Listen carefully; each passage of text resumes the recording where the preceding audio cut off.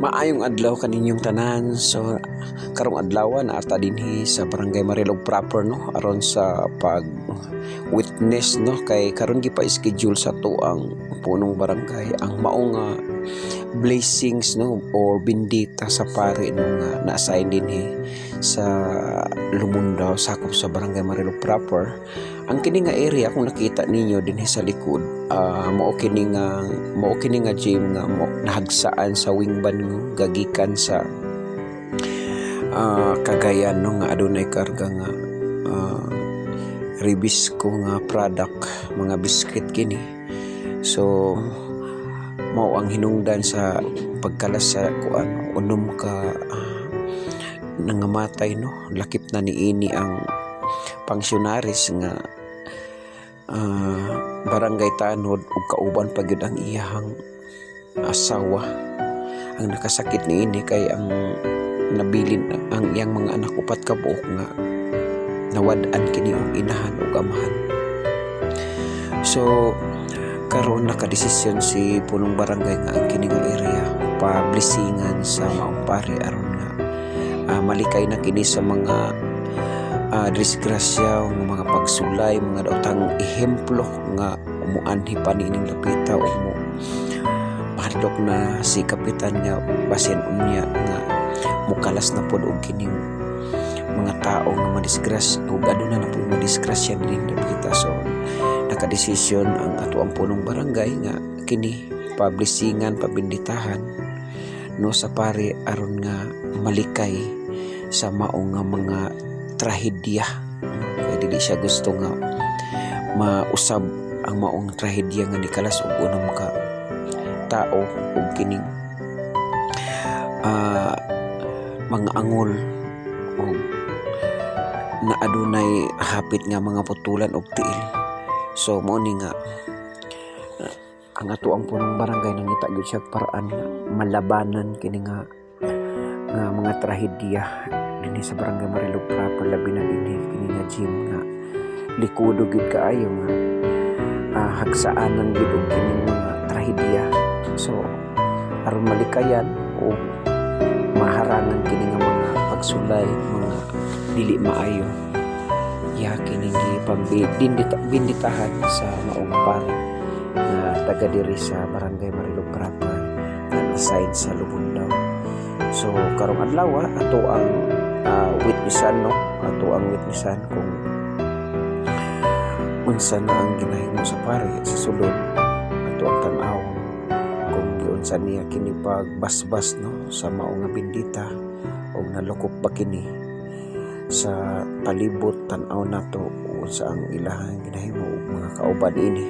So mga ka-team swam nagsugod na gyud si Father no sa pag ampo niya together with kapitan niya napod atong kapulisan ug napod ang ato ang mga pensionary staff no napod barangay tanod napod sila karon isugdan na gyud ang pag sindi sa kandila no kay naa si Father na nagkutay pa gyud mi na nagkutay na sila bago magsugod ang maong kuan ceremonial no sa pag-blessing sa maong barangay ug ang gym ni ini.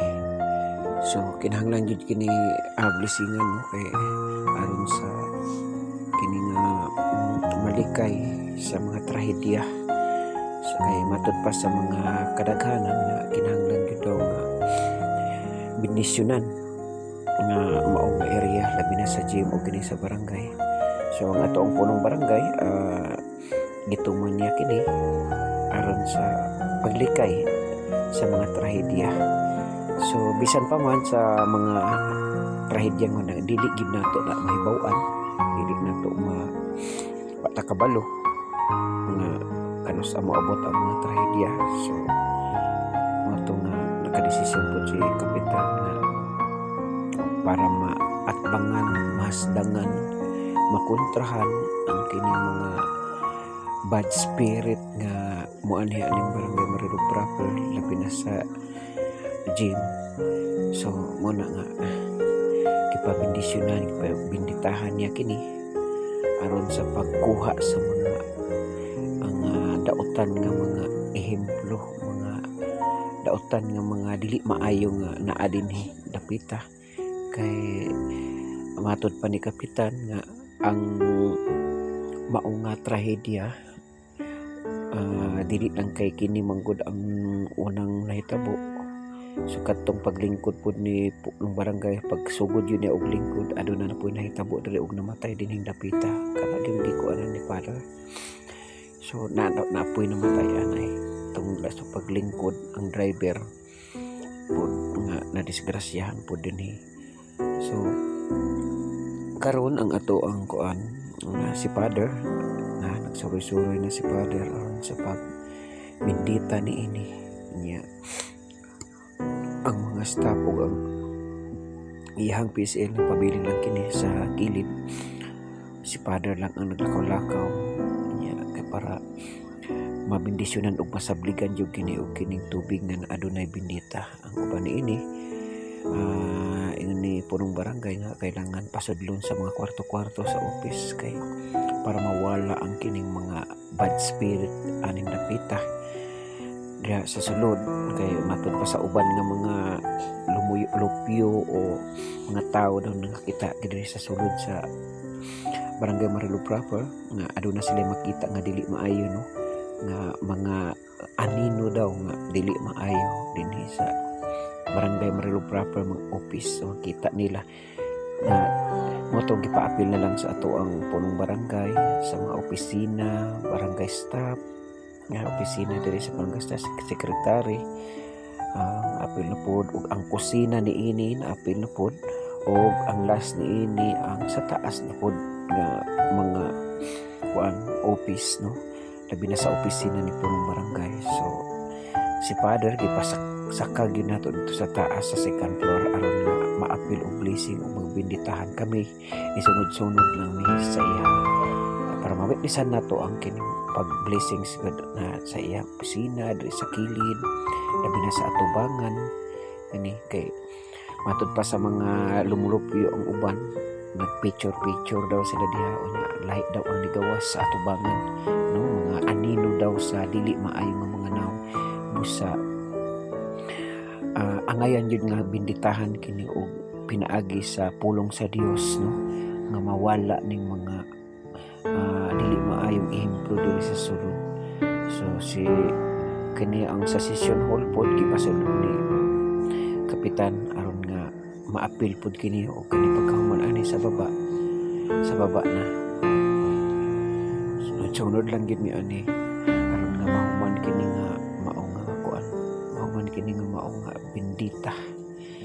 So dako kayo kini og kining kuan, dako kayo kini katabang para sa katawhan, dako kayo ni siya tabang no nga para hapsay ang pagaanhin nila din dapita ug hapsay ang ilang pangunahuna ug adunay kalinaw kanunay sa pagkuan anhi diri og kining hapsay pod ang pangunahuna sa mga tao. Kay nablisingan na sini ug nabinditahan na kini usa kani kadakong tabang. So ang kining nga kuan area, ang kining nga sakyanan paapil na po sa atong punong barangay aron nga maapil ug kawala ang mga malas no, ma-isprehan sila no. Kay kini nga ban naapil kini og kapisik sa mao nga kuan mga bakal nga ni kuan diha sa lawas. So, gani ang kanang sa likod aning ban, ang kanang diskilid nga buak kini og lahi na ang glass ang nabutang. So nahuman-human na gyud no ang pag-blessing, mga pag-ampo na lang sa ato ang pari nga kailangan gyud ang mga pag-ampo niini og mensahe o pulong sa Dios para niini nga blessing bendita, labi na nga kini nga barangay Marilu proper og ang kini nga mga gym mo kini ang kining nakuha o nakalasan sa kinabuhi sa paghagsa sa wingban nga gikan sa Cagayan nga adunay karga nga mga biskit sa Ribisco. So ubay-ubay gud ang giharos gud ini naa sa mga ang mga motor ang gipangharos niini na sa mga 18 kasakyanan ang nadamay niini sa pagharos sa mao nga disgrasya trahedya ni adtong last April 11 sa oras nga 9:40 AM.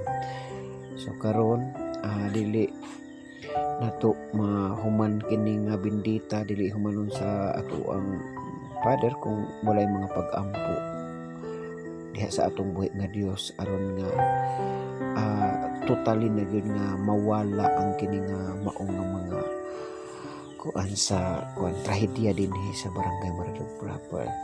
So kana lang og daghan kayong salamat og daghan kay na mapasalamat